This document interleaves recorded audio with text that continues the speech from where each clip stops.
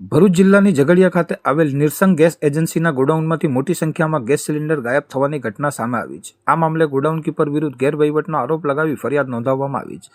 મળતી માહિતી મુજબ સુરત શહેરના પાલ્લે પોઈન્ટ વિસ્તારમાં રહેતા અને ઝઘડિયા ખાતે નિરસંગ ગેસ એજન્સી ચલાવતા દિગ્વિજયસિંહ પૃથ્વીસિંહ વડવી આ અંગે ફરિયાદ નોંધાવી છે. તેઓએ જણાવ્યું હતું કે તેમની ગેસ એજન્સી દ્વારા ભારત પેટ્રોલિયમ કંપની લિમિટેડના ઘરેલું તથા કોમર્શિયલ ગેસ સિલિન્ડરનું વેચાણ કરવામાં આવે છે. એજન્સીની ઓફિસ ઝઘડિયા ખાતે HDFC બેંકની પાસે આવેલ છે, જ્યારે ગોડાઉન ITI રોડ પર સર્વે નંબર 421 ખાતે આવેલ છે. ફરિયાદ મુજબ ગોડાઉન કીપર તરીકે નિકોલી ગામના પિયુષભાઈ ભગુભાઈ ગામિત છેલ્લા 13 વર્ષથી નોકરી પર રાખવામાં આવ્યા હતા.